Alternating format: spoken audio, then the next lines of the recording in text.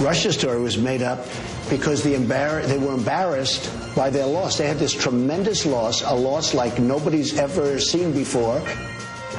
So there we have President Trump in a brand new interview downplaying the current Russia investigation, and that comment comes less than 48 hours after the Pentagon launched an investigation into former National Security Advisor Michael Flynn for any type of alleged Russian ties and compromised behavior for accepting foreign payments as a foreign agent. So joining me is Jillian Melcher, political editor at Heat Street and senior fellow at the Independent Women's Forum, and Jonathan Alter, MSNBC political analyst and Daily Beast columnist. Good morning to you both. And Jonathan, I think there could be an element of revenge in the Russia probe here, as the president says. At the very least, though, he's able to kind of push people in another direction while that investigation goes on. But is he right that there's a type of revenge aspect in all of this?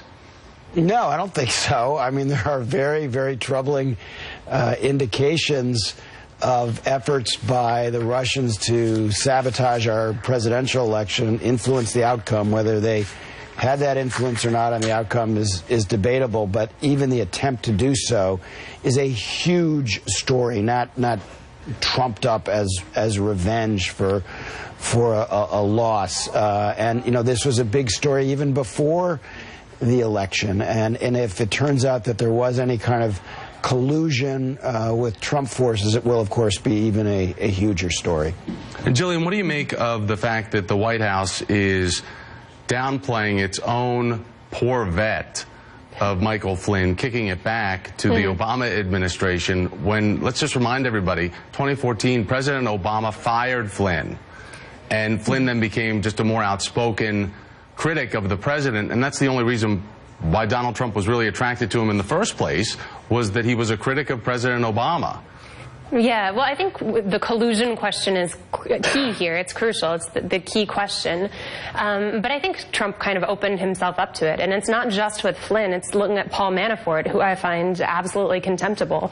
You're talking about a man who advised Yanukovych in Ukraine. I met people who were in Maidan Square while he was shooting at them, firing into it. That's the kind of person that Manafort allied himself with. So I think at minimum this is poor judgment. And the consequences of poor judgment when you surround yourself with people like that. Meanwhile, a lot of people have questions about this, and it only puts pressure on President Trump, who is having some growing pains taking on his new role. And he did admit in a different interview just recently, as he looked over the past 100 days, that he misses his old life. Take a listen. I loved my previous life. I loved my previous life. I had so many things going. I actually... This is more work than in my previous life. I thought it would be easier. I thought it was more of I'm a details-oriented person, I think you would say that. But I do miss my old life.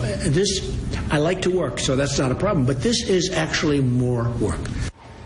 All right, so Jillian, let me ask you first. A lot of people are going to be infuriated by certain statements there. Some people will think, hey, that's refreshingly honest. Yeah. But this is, you know, truthfully, all presidents miss their former lives. He certainly had no idea what he was getting into. But what is your take on that statement? Well, first of all, it cracks me up. I mean, I didn't know that backhanded hubris was a thing. But if you listen closely, this is an admission of humility. It's an admission of the challenges of the office. And I think that's a really positive thing for Trump. We're certainly seeing him changing his opinion on some things, letting the realities of the office shape his policy. And I view that as unequivocally positive.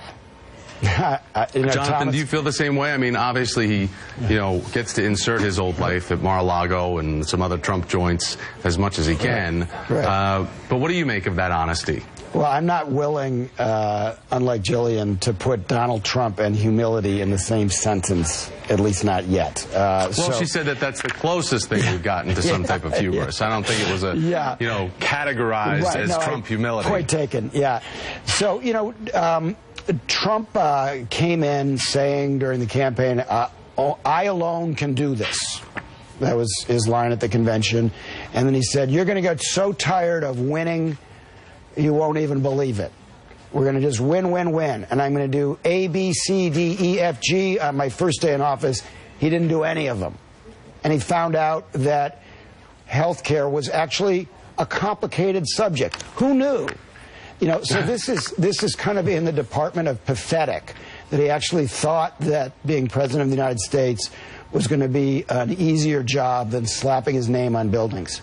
Well, he came in trying to be the disruptor and to reorganize things. So reorganization of D.C. is a bit tough. Jillian Melcher, Jonathan Alter, great to see you. Thank you.